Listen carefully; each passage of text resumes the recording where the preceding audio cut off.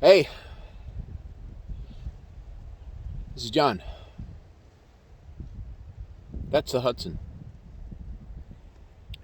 New York, past that, Connecticut, Boston, Massachusetts, Boston Tea Party, Hudson, Henry Hudson, 120 miles south, New York City, 30 miles north, beginning of the Erie Canal. A lot of amazing historic things. Battle of Saratoga, Mount Vernon, New York, home of George Washington. Mount Kisco, Monticello, home of Thomas Jefferson. Lots of history going on up here. And lots of history going on right now.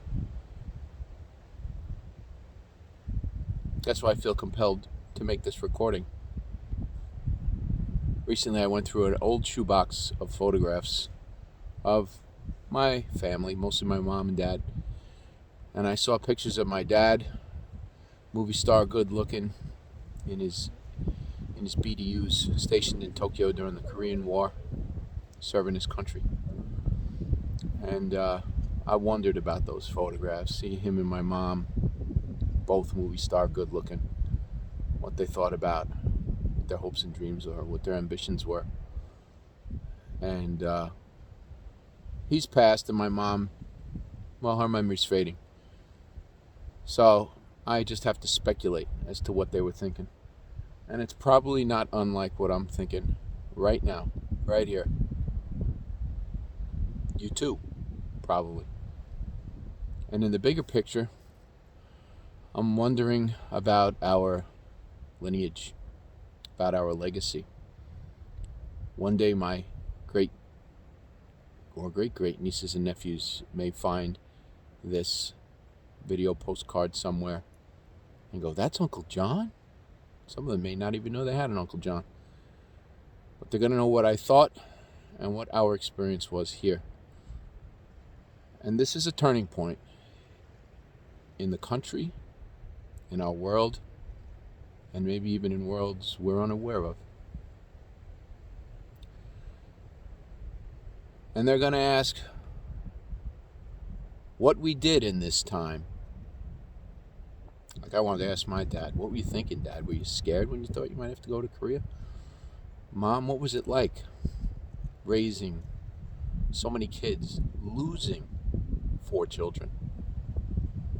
Dad, what were you thinking when you went through your life challenges, lost a couple of jobs, all these mouths to feed?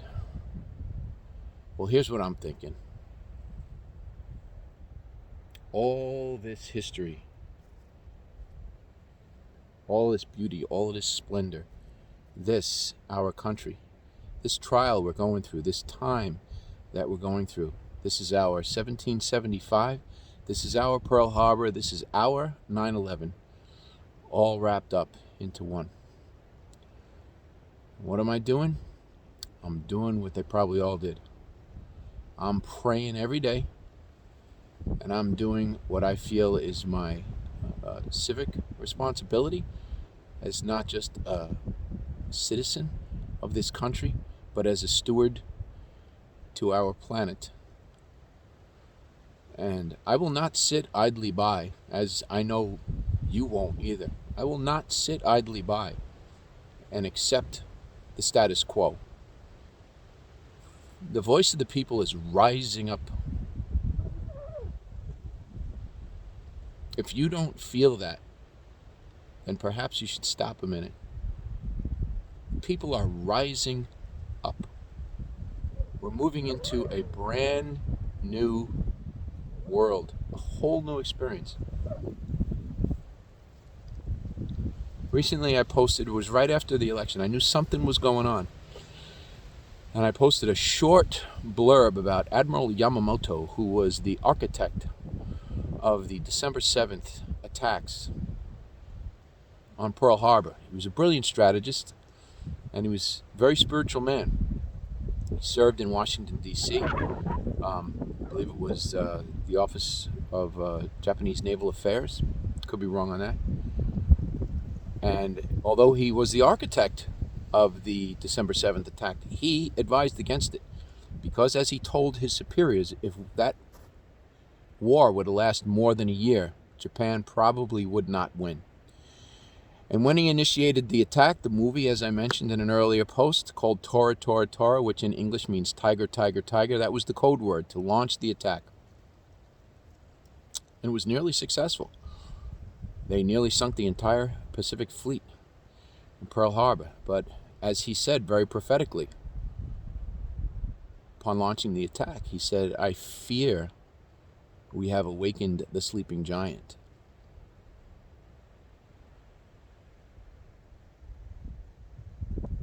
You've awakened the sleeping giant. Here's the PS to the story. 2 years later, in April 1943, the Americans broke the Japanese code. And Admiral Yamamoto, who was a very punctual man, which was the way of Japanese and German military leaders, Admiral Yamamoto was flying to a meeting on Bougainville Island, which is in the Solomon Island chains in the South Pacific.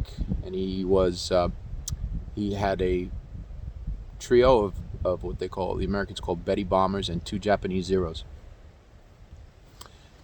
Unbeknownst to Yamamoto, who was a very punctual man, the Americans knew that he was heading for Bougainville, and a squadron of P-38 Lightnings took off. It was a 900-mile round trip. A very precise action they were taking. They flew at only 30 feet off the water in something that anyone who's a pilot knows is ground effect, which is a very, very efficient way to fly an airplane. And the P-38 Lightning, which was probably one of the sexiest airplanes of World War II next to the P-51, the P-38, with precision timing, intercepted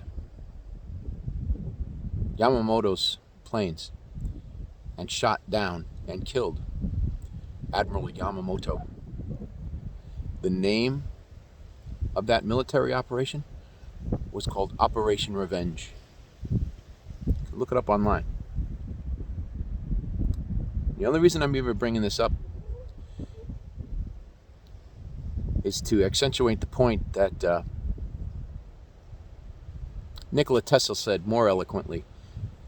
To know the keys to the universe, you have to understand frequency, vibration, and resonance.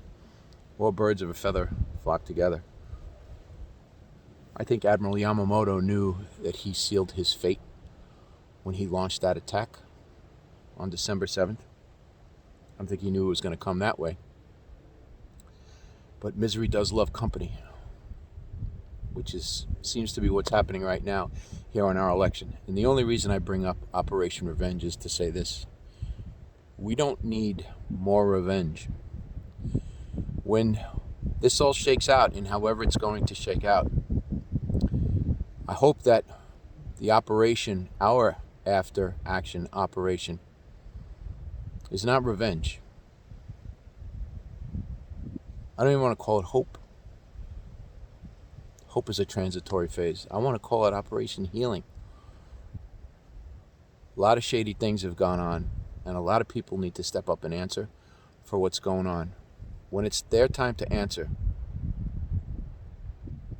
let's not make them the Nazarene. While they should be accountable, let's not crucify them. That's our job. That's our goal now. Accountability without crucifixion. We're in a new era. We need to move forward together as a people, as a civilization. The world is watching, and when they find our box of photographs, let's let them know what we were thinking and why we did and are doing what we do.